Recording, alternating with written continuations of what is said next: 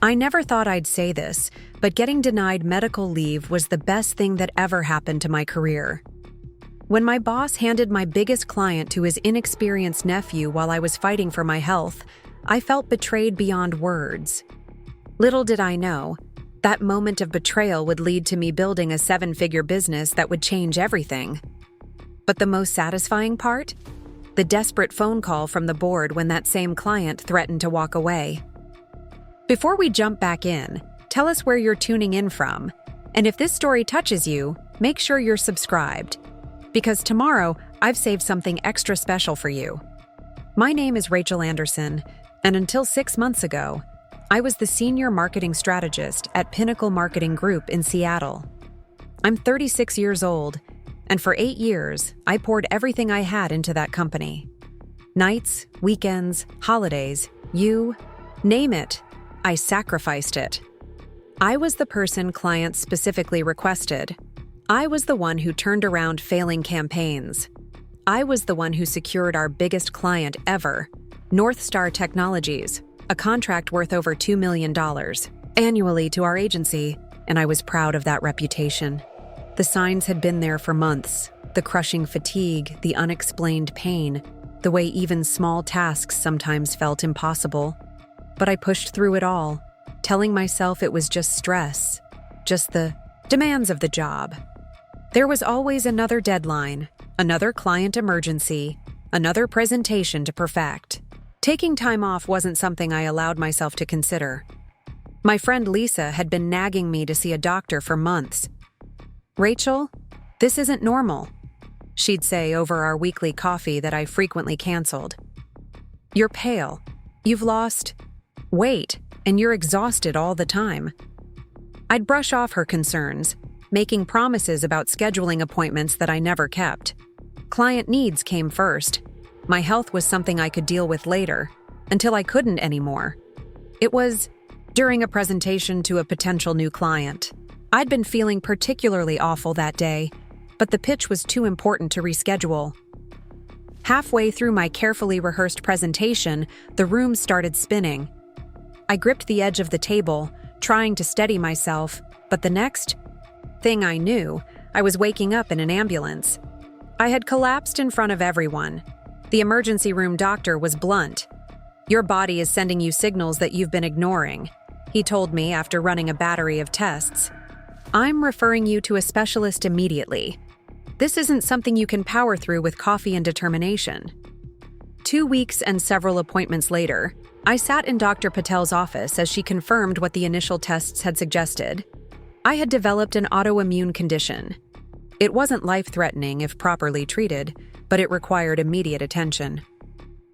"You need to start treatment right away," she said, her expression serious. "And that means taking medical leave. 6 to 8 weeks minimum. Your body needs time to respond to treatment without the added stress of work." I stared at the treatment plan she handed me, my mind racing not with concern for my health, but with thoughts of the North Star campaign that was scheduled to launch in 4 weeks. Who would handle it? How would they manage without me? What would Greg, my boss, say? Dr. Patel seemed to read my thoughts. "Rachel, I understand you have responsibilities at work, but you have a responsibility to yourself first. If you continue at this pace without treatment, you risk long-term damage to your health." I left her office with a folder full of medical documentation, prescription information, and a formal request for medical leave. I spent the weekend preparing a detailed transition plan for my projects, including the critical North Star campaign. By Monday morning, I felt as ready as I could be to discuss my situation with Greg. Greg Mitchell had been my boss for the past 5 years. He was a decent manager in many ways. He gave me autonomy with my clients and publicly praised my successes. But there had always been something calculating about him, something that made me feel I was valued only as long as I was useful. Still, I'd never needed anything significant from him before, so we'd maintained a cordial professional relationship. I believed that 8 years of dedication and consistently excellent results would count for something. I scheduled an early meeting with him, Arriving at the office before most of my colleagues to ensure privacy, Greg was already at his desk, scrolling through emails with a scowl that didn't bode well for our conversation. "Morning, Rachel," he said without looking up. "If this is about the Henderson pitch, I need it by noon, not end of day." "Actually," I said, taking a seat across from him, "I need to discuss something personal. I've been having some health issues and I've finally gotten a diagnosis." I placed my medical documentation on his desk. "I need to take medical leave, 6 weeks according to my doctor. I've prepared transition plans for all my current projects, including North Star." Greg finally looked up, his expression shifting from distraction to disbelief. "Medical leave? Now? You can't be serious." I pushed the doctor's note toward him. "I'm afraid it's necessary. I've been putting this off for months, but my doctor says I can't delay treatment any longer." He barely glanced at the documentation. "This is extremely inconvenient timing, Rachel. The North Star campaign launches in 4 weeks. You know how important that client is to us." "I do know," I assured him. "That's why I've created a comprehensive handover document. Jessica could easily—" "6 weeks is out of the question," he interrupted, pushing the papers back toward me. "We're entering our busiest quarter. Maybe you could take a long weekend, see if that helps, and we can revisit this after the North Star launch." I felt a flicker of anger beneath my professional veneer. "Greg, this isn't a request for vacation. Time. I have a medical condition that requires immediate treatment. I've already postponed this longer than I should have." He leaned back in his chair, studying me with an expression I couldn't quite read. "Everyone has health issues, Rachel. We all have stress and fatigue, but professionals find ways to manage without disrupting business operations." The dismissive tone of his voice made my chest tighten. "I've included all the medical documentation. My doctor is very clear that this leave is necessary. And I'm very clear that your timing is unacceptable." His voice hardened. "North Star is our biggest client, secured by you, managed by you. They expect you to handle their campaign. I can't approve this leave right now. Take a long weekend, if you need to, but I need you on this project." I sat there, stunned. 8 years of loyalty, countless late nights, working through illnesses and personal crises. None of it seemed to matter. "I don't think you understand the severity." "I understand that you're asking to abandon your responsibilities at a critical time," he cut in. "That's not how we do things at Pinnacle. If you can't commit 100%, perhaps we need to reevaluate your role here." The threat was thinly veiled but unmistakable. Push this, and there might not be a job to come back to. I gathered my documentation with shaking hands, too shocked to argue further. "I'll see what my doctor says about alternatives," I said, knowing full well there weren't any. "Good," Greg said, already turning back to his computer. "That's the Rachel I know. Team player." I walked out of his office feeling hollow. The team player comment stung worst of all, as if looking after my health made me selfish, disloyal. That evening, I called Dr. Patel to explain the situation. "He can't legally deny your medical leave," she said immediately. "What he's doing is against labor laws. You should speak to HR." "Even if I win that battle, the environment would be unbearable afterward," I replied, massaging my temples against the headache that had become my constant companion. "And he implied my job might not be there when I return." "Rachel, listen to me." Dr. Patel's voice turned stern. "Your condition will worsen without proper treatment and rest. That's not a maybe. It's a certainty. You need to prioritize your health right now, even if it means fighting for your legal rights." I promised to think about it, but in reality, I was too exhausted to fight. I decided to continue working while starting my medication, hoping I could somehow manage both. Dr. Patel reluctantly adjusted my treatment plan to accommodate my decision, though she made her disapproval clear. The next morning, I arrived at work earlier than usual, determined to prove I could handle everything. I was reviewing the North Star campaign materials when a company-wide email notification popped up on my screen. The subject line read, "Team announcement, North Star account transition." With growing disbelief, I opened the email. Team, I'm pleased to announce that Tyler Mitchell will be taking over as the lead strategist for the North Star Technologies account, effective immediately. Tyler has demonstrated innovative thinking since joining us 6 months ago, and this assignment reflects our confidence in his abilities. Rachel Anderson will be transitioning to internal projects for the foreseeable future.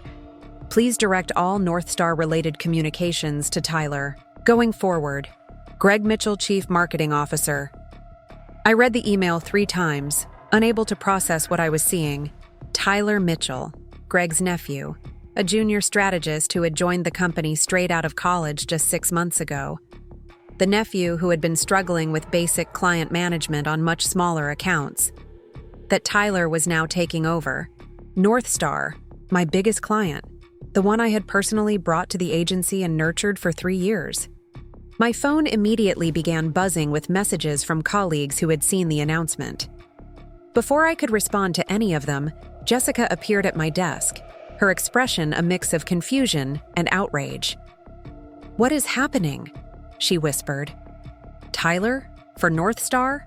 They'll eat him alive." "Apparently, I have health issues that make me unreliable," I said, trying to keep my voice steady. "I need to talk to Greg." I walked to Greg's office, knocking once before entering. He was on the phone but motioned for me to sit down. As I waited for him to finish his call, I noticed a framed photo on his desk that I'd never paid attention to before. Greg with his arm around a younger man at what looked like a family barbecue. Tyler. The nepotism suddenly had a face. "Rachel," Greg said after ending his call, his tone falsely pleasant. Preparing and narrating this story took us a lot of time, so if you are enjoying it, subscribe to our channel. It means a lot to us. Now back to the story. "Something I can help you with?" "You gave North Star to Tyler?" I asked directly. "Without discussing it with me first? Without any transition plan?" "As I said yesterday, we need someone we can count on for that account.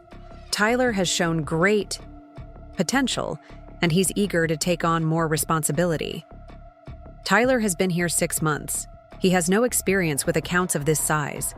North Star specifically requested me as their strategist when they signed with us." Greg's expression hardened. "Clients don't dictate our internal staffing decisions. As for experience, everyone needs opportunities to grow. You weren't available, so adjustments had to be made." "I wasn't available because I need medical leave." "That you refused to approve," I said, my voice rising despite my efforts to remain calm. "Now you're using that as justification to give my largest account to your nephew." "I'd be careful about making accusations, Rachel," Greg warned. "Tyler's relationship to me has nothing to do with this decision. This is about ensuring continuity for an important client when a team member becomes unreliable." The word unreliable hit me like a physical blow. 8 years without a single missed deadline. 8 years of solving problems others couldn't.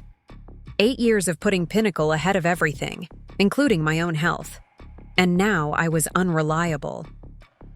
"I've never missed a deadline in 8 years, I said, fighting to keep my voice steady. "This isn't about reliability. This is about my health."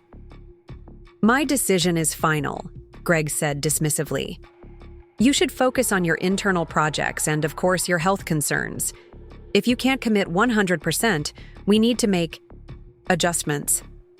I stood up, suddenly seeing with perfect clarity what I should have recognized years ago. I wasn't valued here. I was useful until I wasn't, until I needed something in return for my years of dedication. "You're right, Greg," I said, surprising myself with how calm I sounded. "Adjustments do need to be made." I walked out of his office, straight to my desk, and began packing my personal items into a cardboard box. Jessica hurried over, her eyes wide. "Rachel, what are you doing?" "What I should have done months ago," I replied, unplugging my desk plant from its grow light. I'm leaving. You can't just quit. Fight this. Go to HR, go to the board. Greg can't treat you this way. I shook my head. I'm done fighting for a place that doesn't value me. I need to focus on my health now. Within an hour, I had cleared my desk, submitted my resignation letter citing constructive dismissal due to denied medical leave, and turned in my security badge.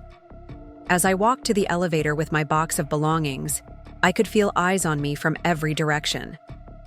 The whispers had already started. Good. Let them talk. Let them wonder why one of their top performers was walking out in the middle of a Tuesday. In the parking garage, I placed the box in my trunk and sat in my car, the reality of what I'd just done washing over me. I had no job. I had a medical condition requiring expensive treatment. I had a mortgage and bills to pay. By any rational measure, I had just made a terrible decision. But as I started my car and pulled out of the Pinnacle parking garage for the last time, I felt something unexpected. Relief. The crushing weight I'd been carrying for months, maybe years, seemed to lift slightly. For the first time in longer than I could remember, I had put myself first. I drove straight to Lisa's house, knowing she would be working from home that day. When she opened the door, one look at my face and the box in my arms told her everything. "You quit," she said. Not a question, but a statement. "I quit," I confirmed, following her inside. "Because of the medical leave?" "Because Greg denied my medical leave and then gave my biggest client to his nephew who's been with the company for 6 months. Lisa's eyes widened. "He didn't." "Oh, he absolutely did. Company-wide announcement and everything." She led me to her kitchen, putting on the kettle for tea, her response to all crises, big or small. "So what happens now?" I sank into a chair at her kitchen table, the adrenaline that had carried me through the morning beginning to fade. Now I focus on my health. I start the treatment, Dr. Patel prescribed, I rest, and I figure out what comes next. "You could sue them," Lisa suggested, setting a mug of tea in front of me. "What Greg did sounds like it violates several labor laws." I shook my head. I could, but that would mean more stress, not less. And right now, reducing stress is literally doctor's orders. "Fair enough," Lisa conceded, "but Pinnacle doesn't get to just get away with this." I wrapped my hands around the warm mug, thinking, they might not have to. North Star specifically requested me as their account manager. They're not going to be happy about this change, especially to someone as inexperienced as Tyler. "Do you think they'll leave Pinnacle?" Lisa asked. "I don't know. But I do know Michael West, their marketing director, well enough to guess. He won't accept this quietly." Over the next week, I focused entirely on starting my treatment and resting as Dr. Patel had instructed. I turned off email notifications from my work accounts, silenced my phone except for close friends and family, and slept more than I had in years. The constant headache that had become my unwelcome companion began to subside, and the bone-deep fatigue showed the first signs of lifting. During my second week away from Pinnacle, as I sat on my balcony enjoying a morning coffee without the usual rush, my phone rang with an unfamiliar number. Normally, I would have let it go to voicemail, but something made me answer. "Rachel Anderson speaking." "Rachel, it's Michael West from North Star." The familiar voice of my former client brought me instantly to attention. "Do you have a minute to talk?" "Of course, Michael. It's good to hear from you. I've been trying to reach you through Pinnacle, but they said you were no longer with the company. Is that true?" I took a deep breath. "Yes, I resigned 2 weeks ago." There was a pause on the line. "That's surprising news, and unfortunate timing with our campaign about to launch." "I thought so too," I replied carefully, "but certain circumstances made it necessary." "Would these circumstances include Pinnacle assigning a completely inexperienced junior strategist to our account without consultation? Michael's tone made it clear he was already unhappy. I can't comment on Pinnacle's internal decisions, I said diplomatically. Well, I can comment on them, Michael continued. We've had 3 meetings with this Tyler person, and frankly, it's been a disaster. He doesn't understand our brand positioning. He's suggested strategies that directly contradict our established messaging, and when questioned, he defers to his uncle instead of addressing our concerns directly. I winced. It was exactly as I had predicted. I'm sorry to hear that. Greg keeps making promises that the team clearly can't deliver. Yesterday, he assured us they could completely revamp the campaign in 48 hours. We both know that's impossible. I remained silent, not wanting to criticize my former employer outright, yet not willing to defend them either. Michael seemed to sense my hesitation. Rachel, we've worked together for 3 years. I've always valued your honesty and your understanding of our brand. To be blunt, we're considering ending our contract with Pinnacle. This was significant. North Star was locked into a 2-year contract with Pinnacle, with substantial penalties for early termination. For them to consider walking away, despite those costs, spoke volumes about how badly things had deteriorated. I understand your frustration, I said carefully, but I'm not sure how I can help at this point. We've always worked with you, not really the agency, Michael said, echoing a sentiment he had expressed before. Are you taking on clients in your new venture? I paused, caught off guard. My new venture? Aren't you starting your own consultancy? That's what we assumed. When you left Pinnacle so suddenly, I hadn't actually considered that possibility. My focus had been entirely on my health, not on my next professional move. But as Michael asked the question, something clicked into place. Why shouldn't I start my own consultancy? I had the expertise, the client relationships, and now, ironically thanks to Greg's denial of my medical leave, I had the time to set something up while focusing on my health. I'm in the early planning stages, I said, making a split-second decision.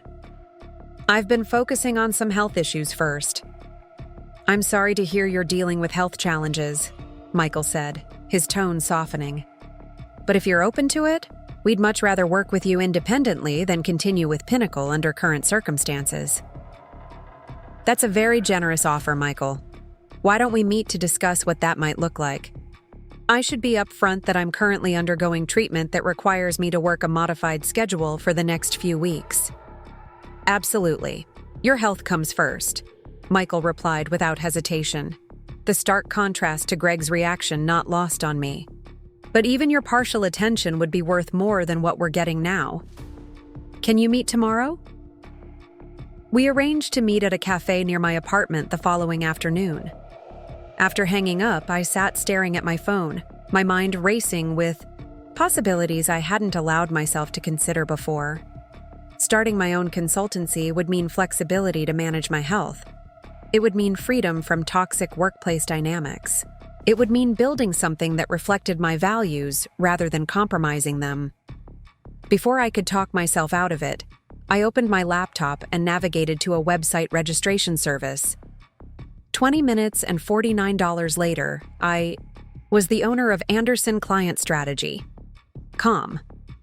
It wasn't much, but it was a start, a declaration of intent. That night, I called Lisa to share the news. You're starting your own business? She exclaimed. While dealing with health issues and treatment? Are you sure that's not too much? I think it might actually be better for my health than looking for another full-time position right now, I explained. I can set my own hours, take breaks when I need to, and focus on a few key clients rather than juggling dozens of projects for someone else's benefit. And North Star is ready to jump ship from Pinnacle to work with you? That's huge. They're considering it. Nothing's certain until contracts are signed. But it was actually Michael who assumed I was starting my own consultancy. I hadn't even thought of it until he suggested it. Lisa laughed. Sometimes the universe gives you a little push in the right direction. Or in this case, a big shove. Courtesy of Greg's nepotism. I'm meeting with Michael tomorrow to discuss details. If North Star comes on board, that would give me enough income to cover my basic expenses while I build the business. And how are you feeling? Physically, better, I admitted. The medication is starting to help, and not dealing with Pinnacle's stress has made a noticeable difference. Dr. Patel says my blood work is already showing improvement. So Greg did you a favor, Lisa mused. By being a complete jerk, he forced you to take care of yourself and potentially start something much better than what you had at Pinnacle. I wouldn't go that far, I said, though I couldn't help smiling at the irony. But I'm starting to think this might end up being a blessing. In disguise. The next morning, before my meeting with Michael, I sketched out a basic business plan. Anderson client strategy would focus on what I did best: building and maintaining strong client relationships through transparent communication and tailored solutions. No unnecessary bureaucracy, no politics, no arbitrary processes that served the agency more than the client. I would start small, just me, working with a handful of select clients who valued relationship-based marketing. I could bring in freelancers as needed for specific skills, but the core of the business would remain lean and flexible. Most importantly, I would build in accommodations for my health from the beginning. Realistic timelines, breaks when needed, and an emphasis on quality over quantity. By the time I met Michael at the cafe, I had a clear vision to present. I was honest about my health situation and my new business model. I can offer you more personalized service with lower overhead costs than Pinnacle, I explained. And I can promise you'll always work directly with me, not be passed off to a junior team member without your knowledge or consent. That's exactly what we want, Michael replied, not even attempting to hide his relief. When can you start? We spent the next hour discussing specifics, deliverables, timelines, and fees. I proposed a 3-month initial contract that would cover the immediate campaign needs while giving both of us the flexibility to evaluate the arrangement. By the time we finished our second cup of coffee, we had the outline of an agreement that worked for both of us. I'll have the contract drafted by the end of the week, I promised as we parted. Perfect. And Rachel? It's good to see you looking healthier already. Whatever you're doing, it's working. His comment caught me by surprise.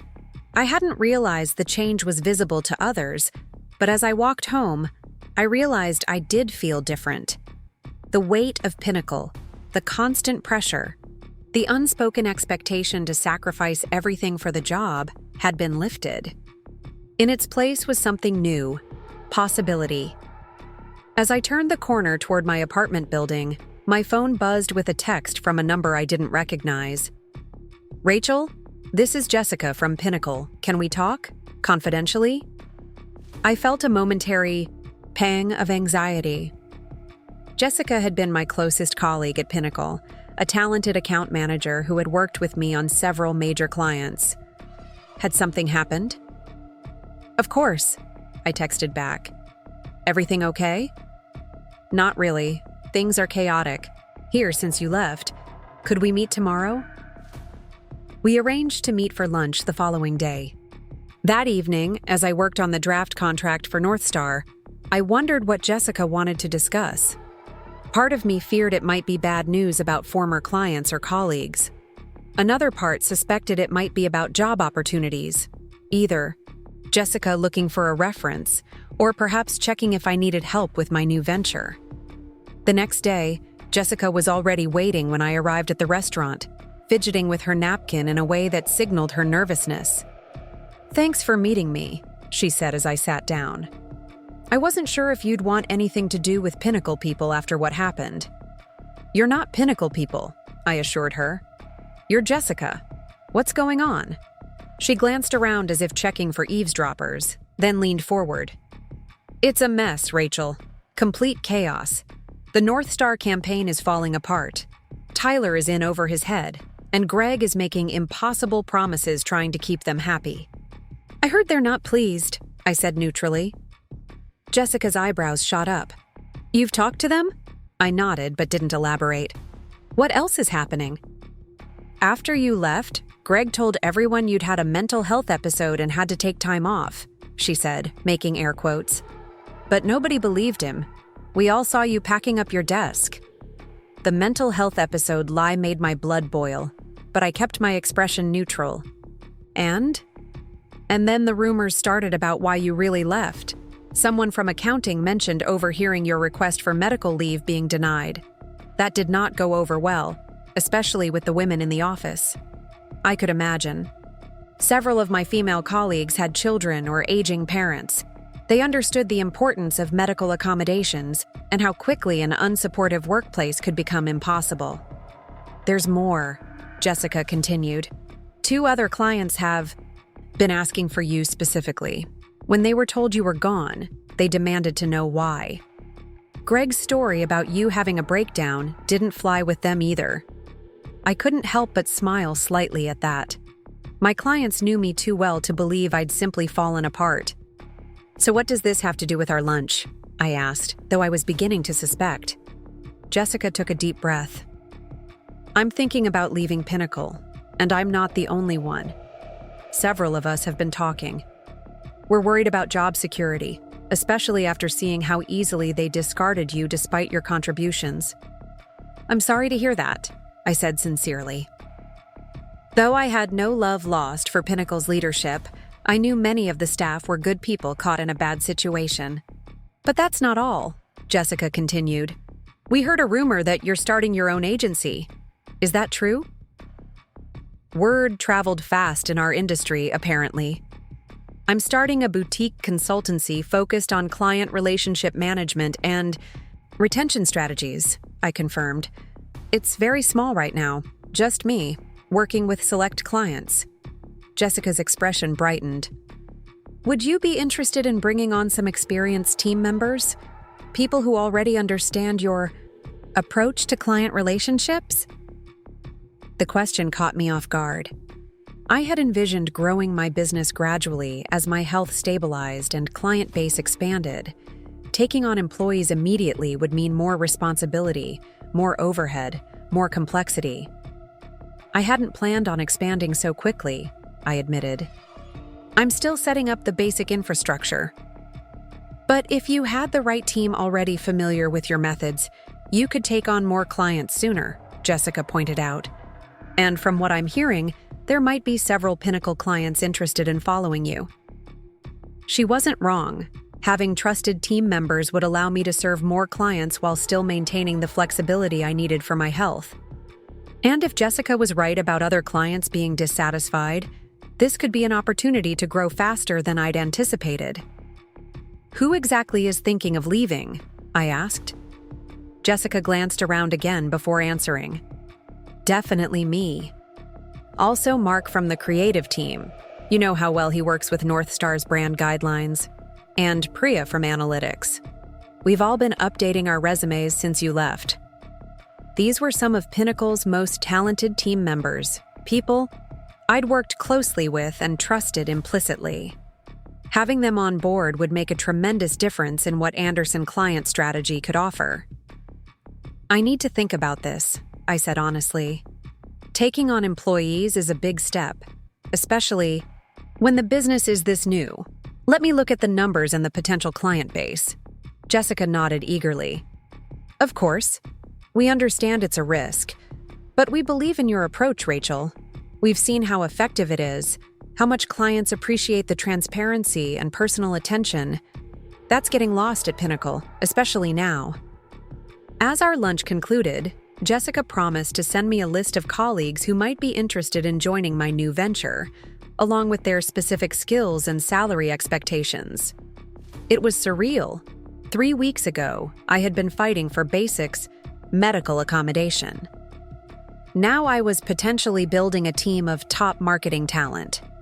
On my way home, I received another unexpected call, this time from Robert Chen, the marketing director at Westfield Financial, another Pinnacle client I had.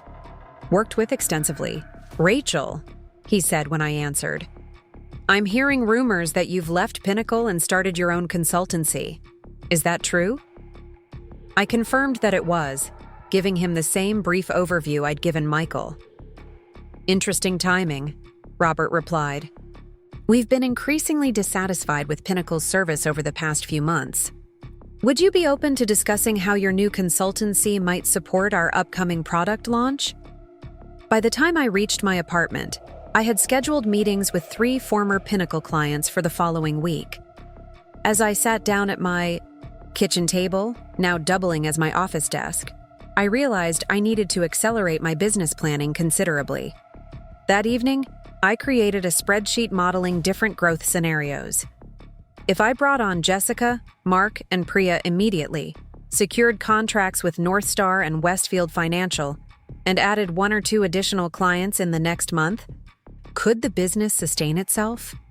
The numbers were tight but promising, especially if I kept overhead low by having everyone work remotely or from a small shared workspace.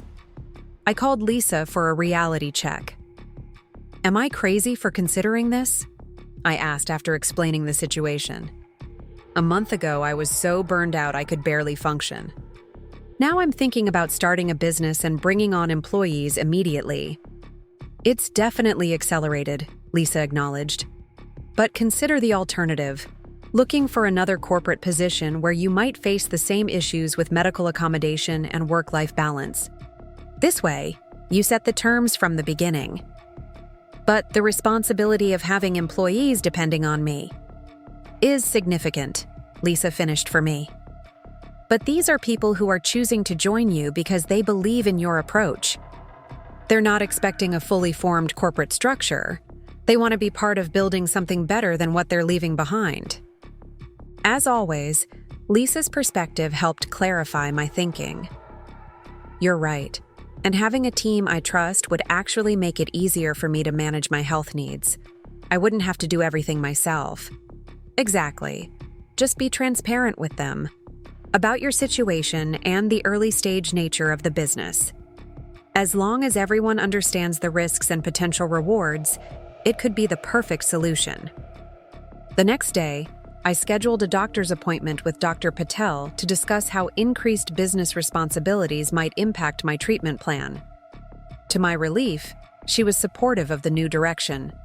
The key factors for your condition are stress management and flexibility to rest when needed, she explained. If you're building a business where you control these factors, that could be better for your health than a traditional corporate environment with rigid expectations. Bolstered by her medical endorsement, I moved forward. I secured a small, affordable office space in a co-working facility that offered month-to-month leases, perfect for a fledgling business with uncertain growth projections. I finalized the contract with North Star, who officially terminated their agreement with Pinnacle despite the penalties involved. And I scheduled interviews with Jessica, Mark, Priya, and 2 other former Pinnacle colleagues who had expressed interest in joining Anderson Client Strategy. 4 weeks after walking out of Pinnacle's offices with a box of personal belongings and an uncertain future, I found myself signing lease papers for office space, extending job offers to 3 former colleagues, and finalizing contracts with 2 major clients. The speed of the transformation was dizzying but exhilarating. He sat down, glancing around my office, the tasteful but modest furnishings, the award we'd recently received for the North Star campaign prominently displayed on a shelf, the whiteboard, covered in ideas for Elysian Brewing's strategy. Something like recognition flickered across his face. "You've done well for yourself," he said, his tone a strange mix of reluctance and genuine acknowledgement. "I didn't expect you to establish something so substantial in such a short time." "Thank you," I replied neutrally. "But I assume you didn't come here to compliment my office decor. What can I help you with, Greg?" He squared his shoulders, slightly, as if preparing for an unpleasant task. "I wanted to speak with you directly about North Star, and about what happened before you left Pinnacle." I remained silent, waiting for him to continue. After 8 years working with Greg, I knew his communication patterns well. He often started with vague statements before revealing his actual agenda. "The board has likely told you that I've been reassigned," he continued when I didn't respond. What they probably didn't mention is that my continued employment at Pinnacle is contingent on rebuilding the client relationships that were damaged after your departure. So that explained his unexpected visit and the calls to our clients. Greg wasn't just trying to win back business. His job literally depended on it. "I understand you're in a difficult position," I said carefully, "but I'm not sure how I can help you. Our clients chose to work with Anderson Client Strategy based on their own business needs." Greg leaned forward slightly. "I'm not asking you to give back any clients," he clarified quickly. "I know that's not realistic. What I'm proposing is a collaboration agreement, similar to what you suggested to the board, but with specific parameters that would allow me to demonstrate my value to Pinnacle while benefiting your agency as well." This was unexpected. I had indeed proposed a potential collaboration to Eleanor Martinez when declining their job offer, but I had assumed the idea had been shelved when I didn't hear back about it. "What kind of collaboration are you envisioning?" I asked, my professional curiosity piqued despite my personal wariness of Greg. "Resource sharing for larger projects," he explained, gaining confidence as he outlined his proposal. "Pinnacle has production capabilities and specialized departments that your boutique agency might find useful for certain clients. In exchange, your strategic approach and client relationship model could help us improve our services. We would essentially act as partners on select projects, with clear boundaries and profit-sharing agreements." It wasn't a terrible idea from a business perspective. As we grew, having access to Pinnacle's production resources without the overhead of building those departments ourselves could accelerate our capabilities. And I had no doubt that Pinnacle could benefit from our client-centered approach. But working with Greg again, in any capacity, that gave me serious pause. "This is an interesting proposal," I said carefully, "but I have concerns about working with you specifically, given our history. The denied medical leave, reassigning, North Star to your nephew. These weren't minor disagreements, Greg. They were significant ethical lapses that directly impacted my health and career." Greg's expression tightened, and for a moment I thought I saw the familiar defensiveness that had characterized so many of our interactions at Pinnacle. But then something shifted in his demeanor. "You're right," he said, the words seeming to cost him considerable effort. "I made serious mistakes in how I handled your situation. The board has made that abundantly clear to me, but the truth is, I knew it was wrong even as I was doing it." He paused, visibly struggling with what he wanted to say next. "I was protecting myself, my position, my authority, He hesitated. "My family's place in the company. Tyler was hired as a favor to my sister, and I felt responsible for his success. None of that excuses how I treated you, but I want you to know that I recognize the damage I caused." I studied him carefully, trying to gauge the sincerity of this unexpected admission. Greg had never been one to acknowledge mistakes, let alone apologize for them. Was this genuine reflection or simply desperation to save his career? "I appreciate your candor," I said after a moment. "But an apology, while important, doesn't automatically rebuild trust. Any collaboration between our agencies would require clear agreements, transparent communication, and consistent follow-through. All areas where Pinnacle has fallen short in the past." Greg nodded. "I understand that. I'm not asking for your trust right away. I'm asking for a chance to demonstrate that both I and Pinnacle can be valuable partners under the right structure. The board is fully supportive of this approach and has authorized me to discuss specific terms if you're open to the possibility." I considered my options carefully. Refusing outright would be emotionally satisfying but potentially limiting for my growing business.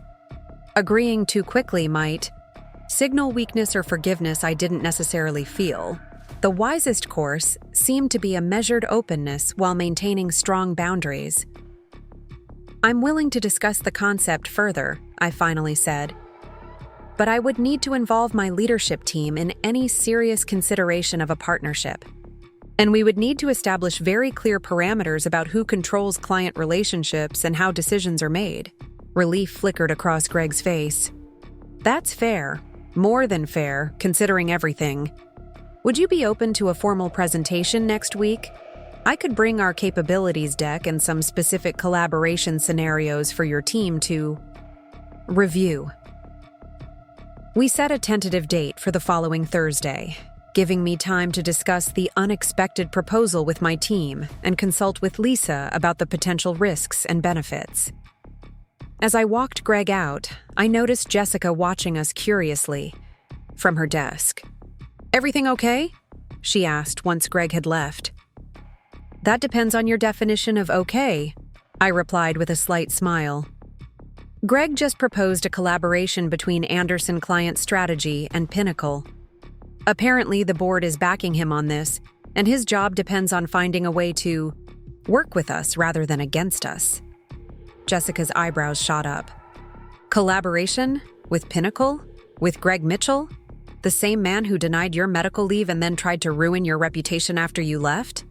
The very same, I confirmed, though he seems surprisingly aware of his past mistakes.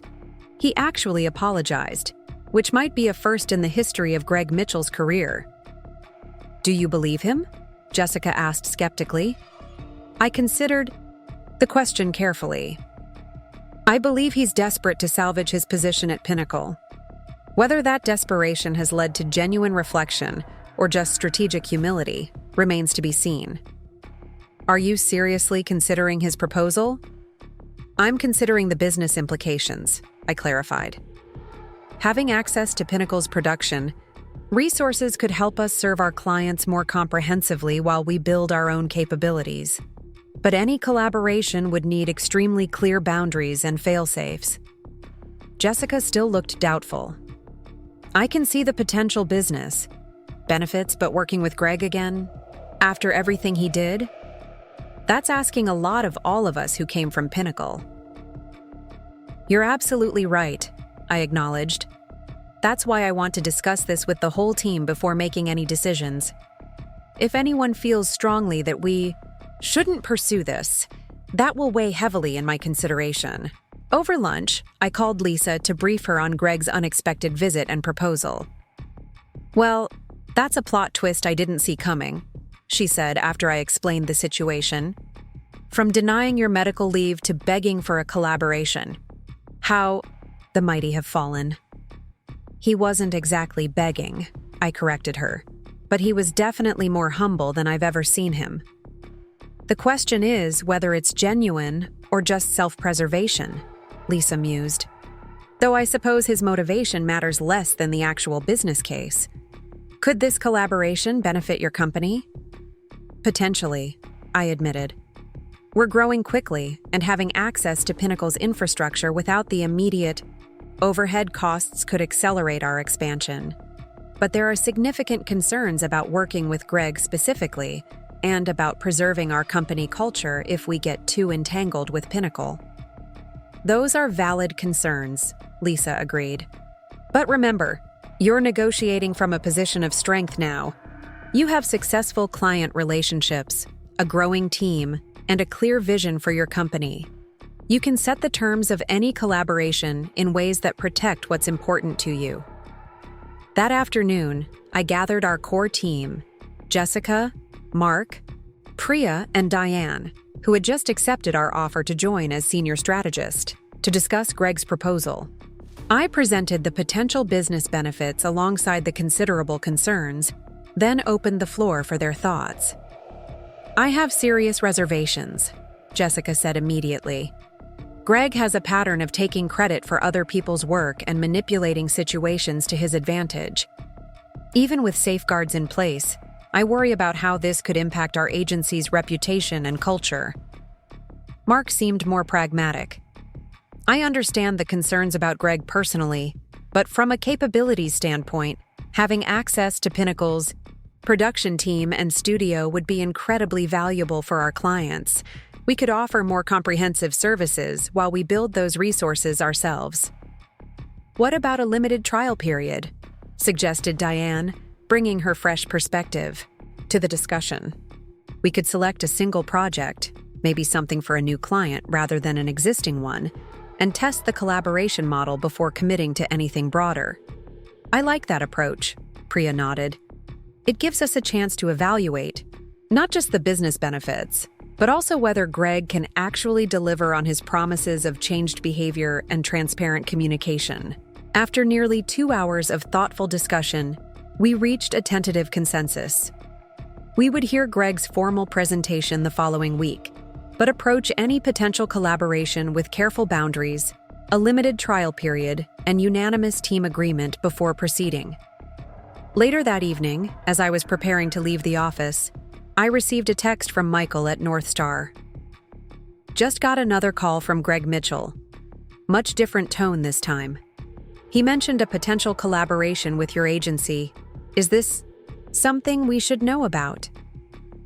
I immediately called Michael to explain the situation, emphasizing that no agreements had been made and that our client relationships would remain exclusively managed by Anderson Client Strategy, regardless of any potential resource sharing with Pinnacle. I appreciate the transparency, Michael said. And honestly, if it means access to more resources while maintaining the same relationship with you and your team, it could be beneficial for us too. Just keep me in the loop as things develop. The following Thursday, Greg arrived with 2 colleagues from Pinnacle, a creative director I knew only by reputation and their head of digital production. They had prepared a thoughtful presentation outlining specific collaboration models, complete with case studies from other agencies that had successfully implemented similar partnerships. What struck me most was how different Greg's approach was from his typical management style at Pinnacle. Instead of dominating the conversation and dismissing questions, he actively invited input from my team, acknowledged limitations in Pinnacle's current processes, and demonstrated genuine interest in how our client relationships could inform improvements to their service model. We recognize that Anderson Client Strategy has developed something special in a very short time, Greg concluded as their presentation ended. We're not asking you to compromise that or to be absorbed back into Pinnacle. We're proposing a partnership that preserves your independence and culture while offering expanded capabilities to both our organizations. After they left, our team gathered to debrief. The presentation had been impressive, professional, well-considered, and directly addressing many of our initial concerns. I hate to admit it, Jessica said reluctantly, but that was actually compelling. The collaboration structure they proposed gives us significant control over client communication and strategy development. The access to their production studio alone would save us months of development time and hundreds of thousands in equipment costs, added Mark. And the profit-sharing model seems fair given the respective contributions. Diane, who had never worked directly with Greg during her time at Pinnacle, offered a more cautious perspective. The proposal looks good on paper, but execution is everything. If we move forward, we need extremely clear communication protocols and regular evaluation checkpoints. I agree, I said. If we decide to pursue this, I think Diane's suggestion of a single test project makes the most sense. We choose the client, we control the relationship, and we evaluate not just the business results, but also the working relationship with Pinnacle before considering any broader collaboration. By the end of our discussion, we had reached a decision. We would propose a 3-month trial collaboration on a single project, specifically, a digital campaign for a new restaurant client we had recently signed. The project was substantial, enough to test the collaboration model but limited enough to prevent significant damage if things went sideways. I called Greg the next morning to convey our decision. We're open to exploring a limited collaboration, I explained. 1 project, 3 months, with Anderson Client Strategy maintaining full control of the client relationship and strategy development. If that goes well, We can discuss expanding the model to other projects. That's fair, Greg agreed immediately. More than fair, considering the circumstances. I'll have our legal team draft an agreement based on these parameters and send it over for your review. The draft agreement arrived the following week, and after some negotiation on specific terms, particularly around intellectual property rights and client ownership, we signed our first collaboration contract with Pinnacle Marketing Group. The restaurant campaign would serve as our test case, with Anderson Client Strategy leading strategy and client management, while Pinnacle provided production support, motion graphics, and media buying assistance. As we kicked off the project, with a joint planning session, I couldn't help but reflect on the strange turn of events that had brought us to this point. 6 months ago, I had been fighting for basic medical accommodation from Greg Mitchell. Now, I was negotiating collaboration terms with him as an equal business partner, with my own thriving agency behind me. The collaboration began cautiously, with clear communication protocols and regular check-in meetings to address any concerns before they became problems. To my surprise, Greg maintained the more collaborative, respectful approach he had demonstrated during the proposal phase. He was prompt with deliverables, transparent about challenges, and genuinely respectful of our strategic direction for the client. 3 weeks into the test project, Lisa invited me to dinner to check on how things were progressing. "So, working with Greg again," she said, as we settled into our favorite corner table at a local bistro. "How's that going? Any red flags?" "Strangely, no," I admitted. "He's been consistently professional, responsive, and actually collaborative. The Pinnacle team has delivered quality work on schedule, and there haven't been any attempts to circumvent our client relationship or take credit for our strategy. People can change when their backs are against the wall," Lisa observed.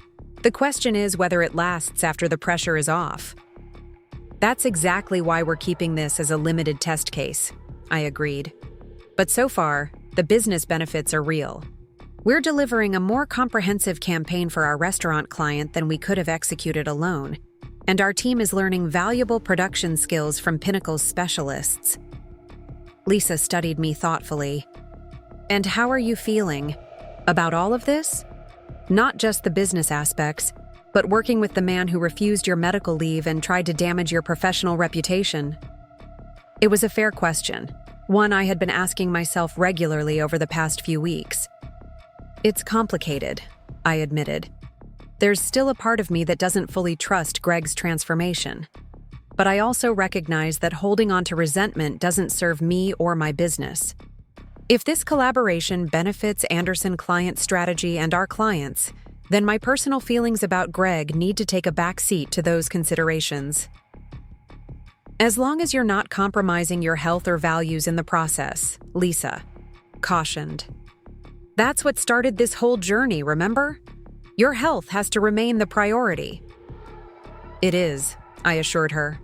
"In fact, Dr. Patel says my latest tests show the best results since my diagnosis. The treatment is working, and more importantly, I'm not undermining it with the kind of chronic stress I experienced at Pinnacle." The restaurant campaign proceeded smoothly, with both teams finding an effective rhythm for collaboration.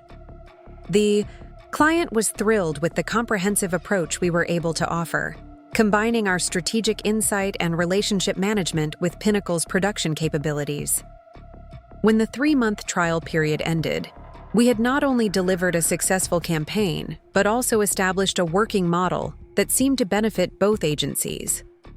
At our final project review meeting, held in our newly expanded office space, Greg approached me with an unexpected proposal.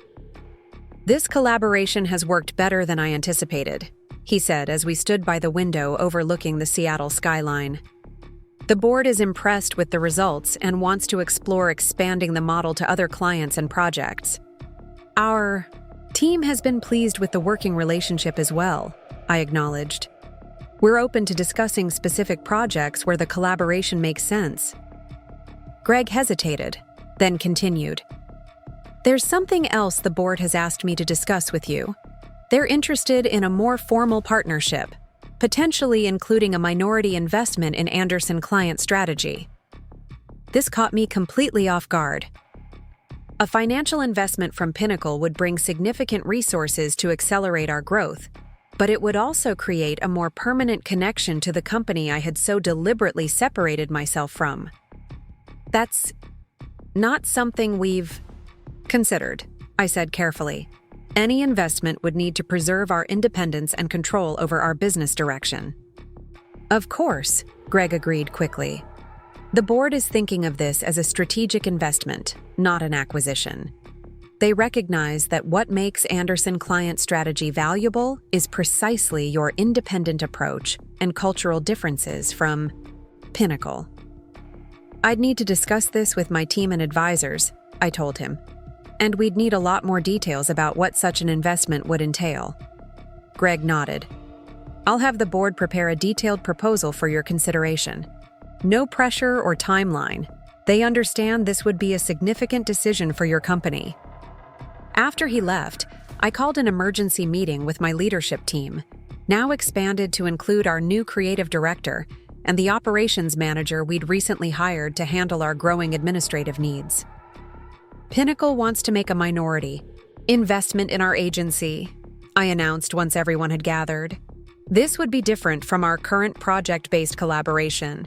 It would create a formal financial relationship between our companies. The reactions around the table ranged from cautious interest to outright skepticism. What would this mean for our independence? Jessica asked immediately. Would they have a say in our business decisions or client approach? Those are exactly the questions we need answered, I agreed. They're preparing a detailed proposal, but I wanted to get your initial thoughts before we even review it. From a growth perspective, additional capital could help us expand faster, our operations manager pointed out. We're already feeling the constraints of our current resources with the new clients we've signed in the past 2 months. But at what cost? Countered Jessica. We left Pinnacle for important reasons. Bringing them in as investors could undermine the very culture we've built here. The discussion continued for over an hour, with valid points raised on both sides. By the end, we had agreed to review Pinnacle's proposal with an open but critical mind, paying particular attention to governance provisions, control mechanisms, and cultural protections. 2 days later, Eleanor Martinez herself delivered the investment proposal to our office, underscoring the seriousness of Pinnacle's interest. The document outlined a 25% minority investment that would provide significant capital for our growth while leaving management control firmly in our hands. The board would have 1 observer seat, but no voting rights, and the agreement included explicit protections for our independent approach to client relationships. After reviewing the proposal with our leadership team and consulting with both legal counsel and a business advisor Lisa recommended, we developed a counter-proposal that strengthened the cultural and management protections while accepting the core financial structure. To my surprise, Pinnacle accepted our terms with minimal negotiation, apparently more interested in establishing the strategic relationship than in haggling over specific conditions. 6 weeks later, after thorough due diligence and documentation, Anderson Client Strategy received a substantial capital investment from Pinnacle Marketing Group in exchange for a 25% non-controlling stake in our company. The immediate impact was transformative. We were able to lease a full floor in our office, building, upgrade our technology infrastructure, and accelerate our hiring plans to support our growing client roster. Perhaps most significantly, the investment came with a formal apology from Pinnacle's board of directors, acknowledging the company's failure to properly accommodate my medical needs and committing to improving their policies and practices around employee health and well-being. This public acknowledgement, shared throughout the industry as part of the investment announcement, felt like the final resolution of a painful chapter in my professional journey. On the day the investment closed, my team surprised me with a celebration at the office, complete with champagne and an elaborate cake decorated with our company logo. To Rachel, Jessica toasted, raising her glass, who turned a medical leave denial into a thriving business that's changing how agencies serve their clients, and who showed us all that standing up for yourself can lead to something better than what you left behind. As I looked around at the team we had built, now 20 people strong, with diverse talents, backgrounds, and perspectives all united by our shared values, I felt a profound sense of gratitude for the journey that had brought us here. The medical crisis that had seemed like a devastating setback had instead become the catalyst for creating something meaningful and valuable, not just for me, but for our clients and employees as well. Later that evening, as the celebration wound down, I found myself alone in my office, reflecting on the incredible arc of the past 9 months. From the moment Greg had denied my medical leave and reassigned North Star to his nephew, to now, leading a successful agency that had earned not only clients and industry recognition, but also the investment and respect of the very company I had left. There was a light knock at my door, and I looked up to see Diane standing there. "Got a minute?" she asked. "Of course," I gestured to the chair opposite my desk. "What's on your mind?" "I just wanted to check in on how you're feeling about all of this," she said, settling into the chair. "The Pinnacle investment, I mean. Given your history with them, this can't be entirely straightforward for you." It was a perceptive question, one that acknowledged the complex emotions beneath the professional milestone we were celebrating. "It's definitely complicated," I admitted. If someone had told me 9 months ago that I'd be accepting an investment from Pinnacle, I would have thought they were crazy. But we're not the same people we were then, and neither is Pinnacle, really. "The board has made significant changes," Diane agreed. "New policies on medical leave and accommodations, more transparency in management decisions. Greg is still there, but in a much different role. And their investment acknowledges that what we're building here is valuable precisely because it's different from their approach." I nodded. "That's what makes this feel right. We're not compromising our values or independence. We're actually influencing Pinnacle to become better, which benefits everyone in their organization. Including the people who still work there," Diane pointed out. "People like Tyler, who reached out to me last week, by the way. He's doing well in his new role in digital production, much better suited to his actual skills than the account management position Greg pushed him into." The mention of Tyler, Greg's nephew who had been given my North Star account, brought home just how circular this journey had been. What had begun as a deeply personal affront had evolved into a sophisticated business relationship that was creating value for everyone involved, even the people who had initially caused the problem. Life takes some unexpected turns, I reflected. When my doctor first told me I needed medical leave, I saw it as an interruption to my career path. I never imagined it would lead to founding a company, let alone one that would eventually partner with Pinnacle. "Sometimes the worst professional moments create the best opportunities," Diane said.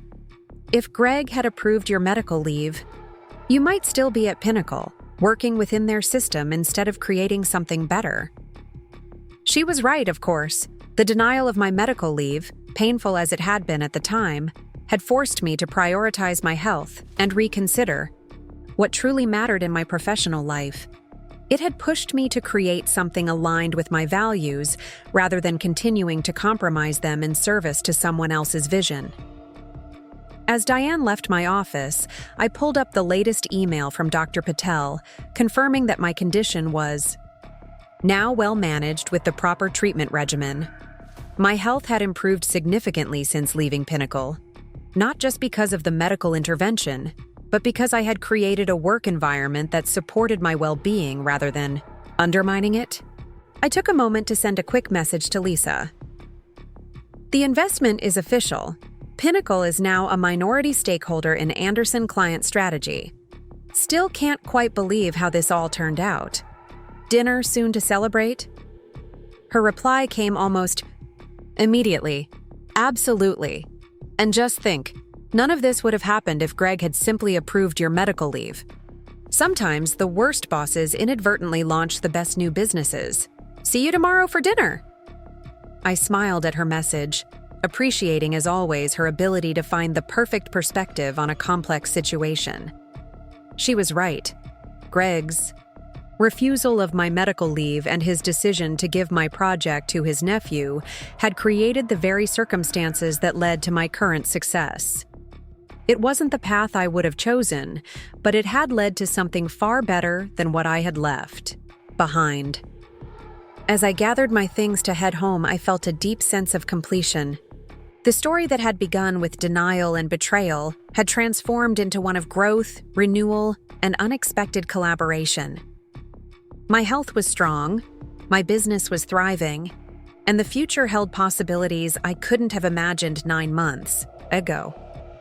Sometimes the worst professional setbacks truly do lead to the greatest opportunities, if you have the courage to put yourself first and the vision to build something better from the ashes of what you've left behind. 1 year after founding Anderson Client Strategy, I stood at the podium of the Seattle Marketing Excellence Awards, accepting the Agency of the Year award in the boutique category. Looking out at the audience, which included my entire team, and several of our key clients, I felt a surge of pride that went beyond professional accomplishment. This recognition represented not just our business success, but the validation of a different approach to agency work, one that prioritized transparency, genuine client relationships, and healthy work culture. This award belongs to every member of the Anderson Client Strategy team, I said into the microphone, my voice steadier than I felt. People who had the courage to believe we could build something different in this industry, something that delivers exceptional results for clients while respecting the well-being and creativity of everyone involved in the process. As I continued my acceptance speech, I spotted Eleanor Martinez and several other Pinnacle board members seated at a table near the front. They applauded genuinely, seeming truly pleased at our success despite, or perhaps because of, their minority stake in our company. Their investment had proved beneficial for both organizations, bringing Pinnacle access to our innovative approaches while providing us with resources to grow more rapidly than we could have alone. After the ceremony, as we celebrated with champagne and congratulations from industry colleagues, Michael from North Star approached me with a warm smile. "From denied medical leave to Agency of the Year in 12 months, he said, clinking his glass against mine. "That has to feel satisfying." "More than I can express," I admitted. "Though the award is nice, the real satisfaction comes from building the kind of agency I always wished existed." Michael nodded. "You've done more than build a successful agency, Rachel. You've influenced how other agencies operate too. I've heard Pinnacle has completely revamped their policies around medical accommodations and work-life balance." This was true, and perhaps the most unexpected outcome of our journey. Following their investment in our company, Pinnacle had embarked on a significant cultural transformation, implementing many of the policies and approaches that made Anderson Client Strategy successful. The board had recognized that our employee-focused culture directly contributed to our client retention and work quality. Later that evening, as our team continued the celebration at a nearby restaurant, Jessica raised her glass for another toast. "To Rachel," she said, her eyes shining with emotion, "who showed us all that you don't have to sacrifice your health or values to succeed in this industry. Thank you for creating a workplace where all of us can thrive." The team cheered enthusiastically, and I felt a lump form in my throat. The contrast between this moment and where I had been a year ago couldn't have been more stark. From the devastation of having my medical leave denied and my major client reassigned, to leading an award-winning agency surrounded by people who shared my vision, the transformation was almost difficult to comprehend. As the celebration wound down and team members began heading home, Lisa pulled me aside, her expression unusually serious. "Have you seen the industry newsletter today?" she asked quietly. "No, I've been focused on the awards ceremony," I replied, immediately concerned by her tone. "What's happened?" "Greg Mitchell has left Pinnacle," she said, showing me the announcement on her phone. "Effective immediately. No explanation given in the press release, just the usual pursuing other opportunities language." This was surprising news. Despite our complicated history, Greg had been a consistent and professional partner since the collaboration between our agencies began. Our interactions had remained primarily business-focused, but he had seemed genuinely committed to making the partnership work. "Any idea what prompted this?" I asked. Lisa shook her head. "Nothing definitive, but there are rumors that it relates to some decisions made before the board's more active involvement, possibly including how your situation was handled." The next morning, as I was reviewing creative concepts for Elysian Brewing's new product launch, my assistant informed me that Eleanor Martinez was in reception asking to speak with me. "Eleanor," I greeted her, showing her to my office. "This is an unexpected visit. Congratulations again on Pinnacle's nominations last night." "Thank you, Rachel. And congratulations on your well-deserved win," she replied, settling into a chair across from my desk. "I wanted to speak with you personally about some developments at Pinnacle before you hear about them through industry channels. If you're referring to Greg Mitchell's departure, I already saw the announcement," I said. Eleanor nodded. "Yes, but the announcement doesn't provide the full context, which I believe you deserve to know given your history with Greg and our current partnership." She paused, seeming to choose her words carefully. "As part of our ongoing governance improvements, the board commissioned an independent review of management decisions over the past 2 years. This review uncovered some concerning patterns in how Greg handled certain situations, including yours." My full attention was now focused on Eleanor's words. "What kind of patterns?" "In addition to denying your medical leave against company policy, we discovered that Greg had deliberately suppressed several of your strategic recommendations that were later implemented without attribution. There was also evidence that the reassignment of the North Star account to his nephew occurred before your resignation, not as a result of it as he had claimed to the board. This confirmation of what I had suspected but could never prove sent a cold wave of vindication through me. Greg hadn't just made a bad decision in the moment. He had been systematically undermining my contributions while depending on my work to maintain his position. The board made the decision to terminate Greg's employment based on these findings," Eleanor continued. "While much of this occurred before our current partnership, we felt you deserved to know the full circumstances, especially given how professional you've been in working with him despite your history." I took a moment to process this information. "I appreciate your transparency, Eleanor. May I ask what this means for our collaboration agreement and investment relationship?" "Nothing changes from our perspective," she assured me. "In fact, the board sees our partnership with Anderson Client Strategy as even more valuable as we work to transform Pinnacle's culture. We're hoping you might consider expanding the collaboration in ways that could help accelerate that transformation."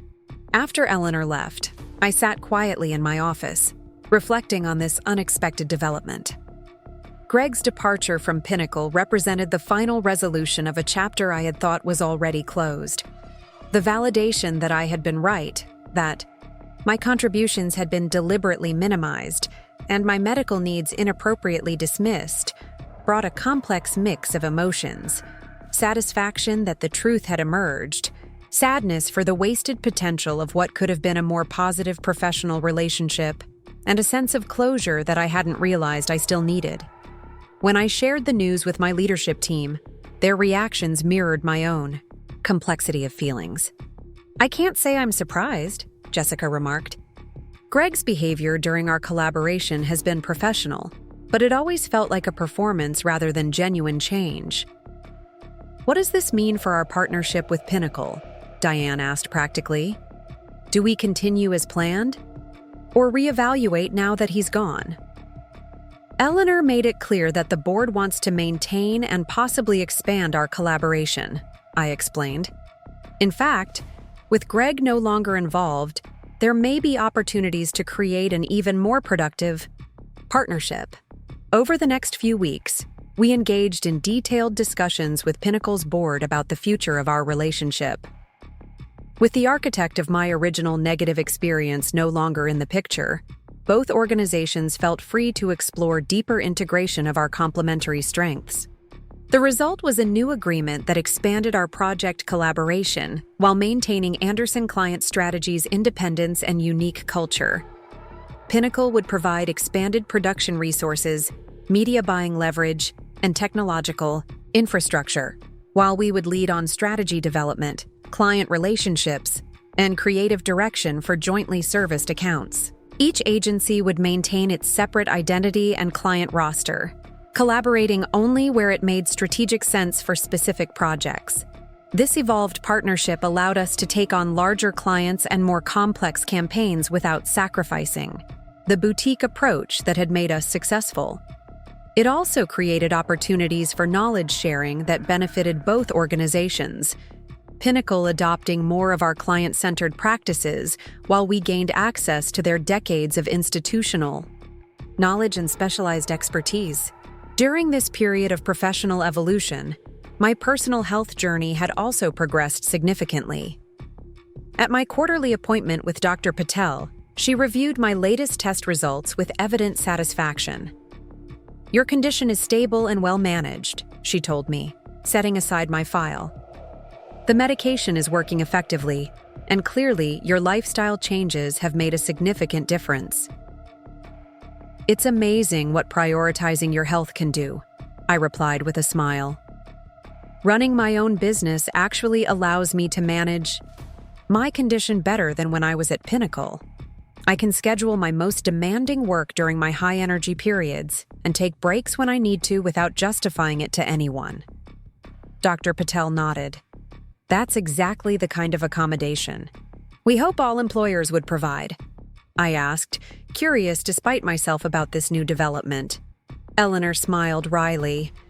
"The unanimous response was that Pinnacle has moved in a new direction, one that's producing better results both culturally and financially. There's no interest in revisiting past leadership approaches." I nodded, appreciating her candor, but not particularly interested in dwelling on Greg's situation.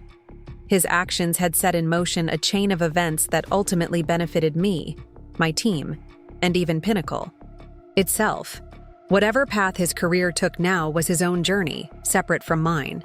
As the evening continued, I found myself surrounded by my leadership team: Jessica, Mark, Priya, Diane, and several newer members who had joined as we expanded. We had grown to nearly 40 employees now, with a diverse client portfolio spanning multiple industries and a reputation for both creative excellence and ethical business practices. "Hard to believe it all started with a denied medical leave," Jessica mused, echoing my earlier thoughts. "Looking back, would you change anything if you could?" I considered the question seriously, weighing all that had happened since that difficult day in Greg's office. "As painful as that experience was, I don't think I would change it," I finally answered. "It forced me to prioritize my health and reconsider what really mattered in my professional life. Without that catalyst, I might never have taken the leap to create something that truly reflects my values." "To denied medical leaves and bosses' nephews," Mark proposed with a mischievous grin, raising his glass. "May they continue to inspire great new agencies." We laughed and clinked glasses, celebrating not just our business success but the unexpected journey that had brought us together. The toast was lighthearted, but it contained a profound truth. Sometimes the worst professional setbacks truly do lead to the greatest opportunities. If you have the courage to put yourself first and the vision to build something better from what initially appears to be misfortune. Later that night, after the guests had departed and I was preparing to head home, I paused in our reception area where a framed mission statement hung prominently on the wall. Anderson Client Strategy, where professional excellence and human well-being are never competing priorities. Those words, crafted during our company's earliest days, had become more than just an aspirational statement. They were the lived reality of the organization we had built. In prioritizing my own health that day when Greg denied my medical leave, I had ultimately created a space where dozens of professionals could do their best work without sacrificing their well-being. In standing up for myself, I had made it possible for others to do the same. As I turned off the lights and locked the office door, I felt a deep sense of gratitude for the journey, difficult moments and all, that had led me here. The medical leave denied, the client reassigned to the boss's nephew, the forced resignation that had seemed so devastating at the time. All of these had become stepping stones rather than stumbling blocks, leading to a destination far better than the one I had originally envisioned for myself. The next morning, as I arrived at the office, I found a large envelope on my desk with Pinnacle's logo in the corner.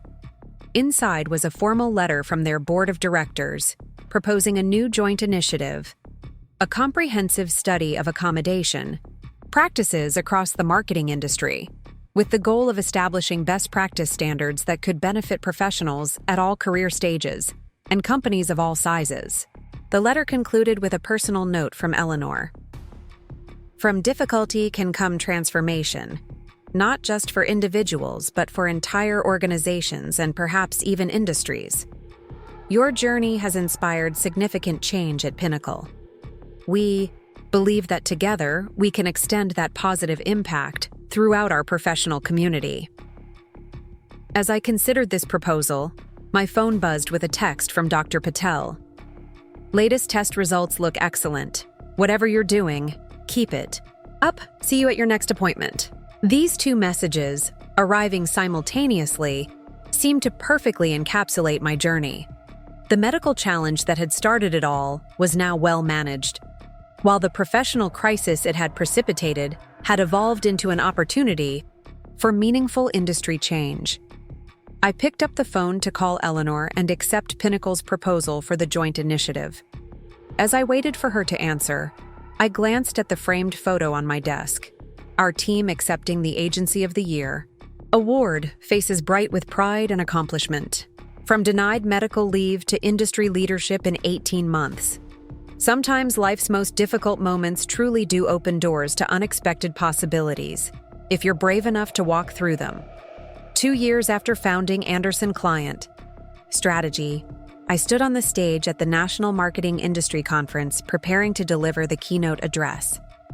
The audience of over 800 marketing professionals fell silent as I approached the podium. Looking out at the sea of faces, some familiar, many unknown, I felt a moment of surreal clarity about how far this journey had taken me. Good morning, I began, my voice steady despite the flutter of nerves in my stomach. Today I want to talk about something we rarely discuss openly in professional settings: vulnerability. Specifically, the vulnerability that comes with acknowledging our health needs in workplace environments that often implicitly demand our silence. For the next 40 minutes, I shared the story that had become something of a legend in marketing circles: how a denied medical leave request and a major client reassigned to my boss's nephew had led to the founding of one of the fastest-growing boutique agencies in the country. I spoke candidly about my autoimmune diagnosis, the treatment regimen I still followed, and how creating a business that accommodated my health needs had paradoxically made me more productive and effective than I had ever been at Pinnacle. The irony isn't lost on me, I told the attentive audience. In trying to avoid the disruption of my medical leave, my former employer created a much bigger disruption, losing not just me, but eventually several major clients and ultimately having to transform their entire approach to workplace accommodations.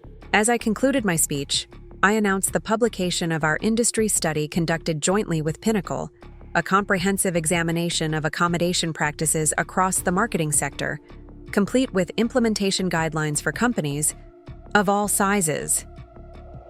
This isn't just about personal triumph over adversity, I emphasized.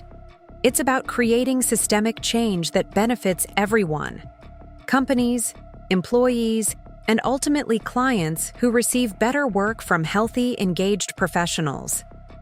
The standing ovation that followed was gratifying, but what meant even more were the conversations that took place afterward. Marketing professionals at every career stage approached me to share their own experiences with health challenges, accommodation requests, and workplace responses ranging from supportive to dismissive. One conversation particularly stood out. A young creative director named James waited patiently until the crowd around me had thinned before approaching. "Ms. Anderson?" he said, extending his hand. "Your speech resonated deeply with me. I was diagnosed with MS 3 years ago and have been hiding my symptoms at work, afraid of how it might affect my career trajectory." His situation echoed my own experience before my diagnosis became impossible to ignore. Living with that kind of stress while managing a health condition only makes everything worse, I replied sympathetically. James nodded. "Exactly. After hearing your story, I've decided to request the accommodations I need, a more flexible schedule and the option to work remotely on high symptom days. Your success shows that acknowledging health needs doesn't have to derail a career." Exchanges like this one confirmed what I had come to believe, that sharing my experience publicly served a purpose beyond personal validation.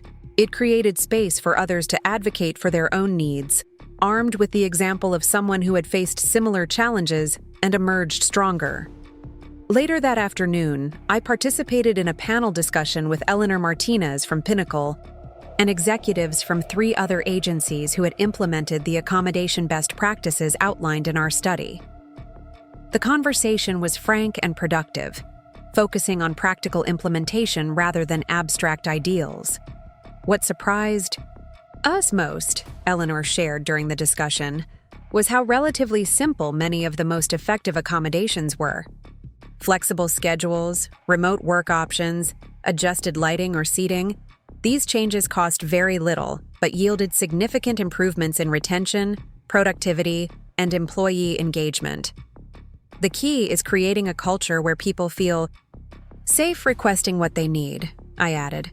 The best policies in the world don't help if employees fear career repercussions for using them. As the conference drew to a close, I checked my phone to find several messages from my team back in Seattle. They had just received word that Anderson Client Strategy had been shortlisted for a prestigious National Innovation Award, recognizing our unique approach to integrating wellness considerations into both our internal operations and client service model.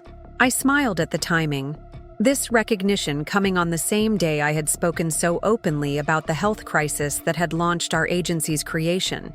What had begun as a personal setback had evolved into a distinctive business advantage, setting us apart in a competitive industry and attracting both clients and talent who valued our approach. That evening, as I prepared to fly home, I received an unexpected email from Tyler Mitchell, Greg's nephew, who had once been given my North Star account. He had attended the conference and heard my keynote address. "Your speech today was incredibly impactful," he wrote. "I wanted you to know that I've accepted a position heading up the new digital marketing department at Elysian Brewing." They specifically mentioned their positive experience working with Anderson Client Strategy as a factor in their decision to expand their in-house capabilities. In a strange way, my career has benefited from the very situation that initially put us at odds. Thank you for showing such grace throughout this journey. Reading Tyler's message, I reflected on how completely the narrative had transformed over the past 2 years. The people and circumstances that had once represented my greatest professional setback had ultimately contributed to creating something far more valuable, not just for me, but for an expanding circle of colleagues, clients, and even former adversaries. When I landed in Seattle, Lisa was waiting to drive me home from the airport. "How was it?" she asked as we navigated through evening traffic. Standing ovation caliber, I assume. "It went well," I admitted. But the real impact came afterward. So many people sharing their own experiences, deciding to advocate for their needs after hearing my story. "That's the true measure of success," Lisa nodded. "Not just what you've built for yourself, but how it empowers others to create better situations for themselves." The following morning, I arrived at our office to find a delivery of fresh flowers. Waiting on my assistant's desk, an arrangement from Dr. Patel with a card that read simply, "Saw your keynote speech online. This is why I went into medicine. Thank you for turning personal challenge into widespread positive change." Her note touched me deeply. Dr. Patel had been the first person to insist that my health deserved priority, even when I was reluctant to acknowledge it myself. Without her firm intervention and documentation of my medical needs, I might have continued pushing myself beyond reasonable limits at Pinnacle until serious consequences resulted. As I settled at my desk to review the day's agenda, I noticed an industry newsletter open on my computer with the headline, "Greg Mitchell launches consulting practice focusing on agency restructuring." The brief article mentioned that Greg's new venture would help traditional agencies modernize their approaches to talent management and workplace accommodations. I had to smile at the irony. The man who had denied my medical leave was now apparently building a business around the very principles he had once rejected. Whether this represented genuine evolution in his thinking or simply pragmatic recognition of changing industry standards was impossible to know. Either way, it represented yet another unexpected ripple effect from that pivotal moment when he had prioritized his nephew over my health needs. Later that day, during our weekly leadership team meeting, we discussed plans for opening our first satellite office in Chicago, expanding our client base beyond the Pacific Northwest. What had begun as a desperate pivot after being forced out of Pinnacle had grown into a thriving business with national ambitions and a distinctive approach that set us apart from traditional agencies. The Chicago launch gives us an opportunity to build our accommodation-friendly practices into the office from the ground up, Jessica pointed out. Flexible workspaces, wellness rooms, technology that supports remote collaboration. All the elements that have made our Seattle office so successful. And we should involve the Chicago team in the planning process, added Diane. Ask what specific accommodations would make the space work best for them, rather than making assumptions based on our experiences here. These suggestions exemplified how thoroughly our values had become integrated into our operational thinking. Accommodations weren't an afterthought or a reluctant concession, but a fundamental aspect of how we approached workspace design, talent development, and client service. That evening, I joined a virtual support group for professionals with chronic health conditions, a community that had grown out of our workplace accommodation initiative. Participants shared challenges and successes, offered practical suggestions, and provided the invaluable emotional support that comes from speaking with others who truly understand your experience. I used Rachel's script for requesting accommodations, one woman shared excitedly. My manager actually thanked me for being so clear about what I needed and how it would help me perform better. We worked out a modified schedule that's made a huge difference in managing my symptoms. Stories like hers reinforced my belief in the power of creating practical resources grounded in real experience. The accommodation request templates we had developed were now being used by professionals across multiple industries, providing a structured approach to conversations that many found difficult to initiate. As the group session ended, I reflected on the complete transformation that had occurred since that devastating day, when Greg had denied my medical leave and reassigned my most important client to his nephew. What had seemed like the worst professional setback of my career had instead become the catalyst for creating something far more meaningful than the path I had been on.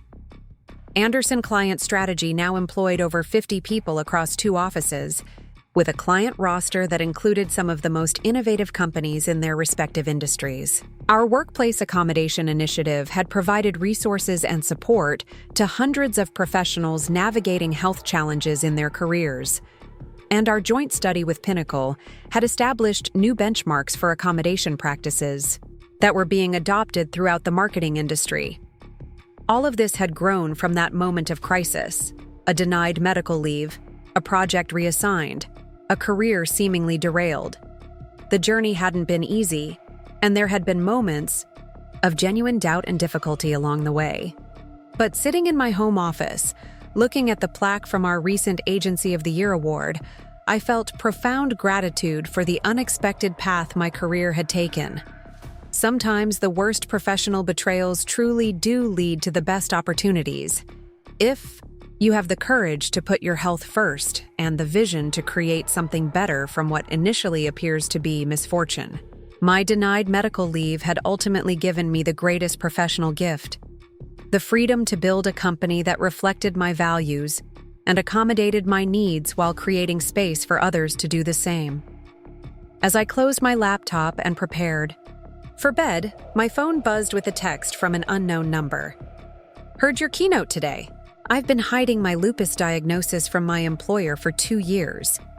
Tomorrow, I'm requesting the accommodations I need. Thank you for showing me it's possible to prioritize health without sacrificing career."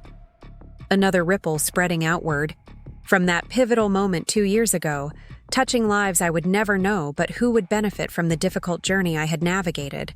The medical leave denied, and the project given to the boss's nephew had set in motion a chain of events that transformed not just my own career trajectory, but potentially the professional experiences of countless others facing similar challenges. Sometimes our greatest setbacks truly do lead us to our most meaningful contributions, if we have the courage to follow the unexpected path they reveal. Up next, you've got 2 more standout stories right on your screen. If this one hit the mark, you won't want to pass these up. Just click and check them out.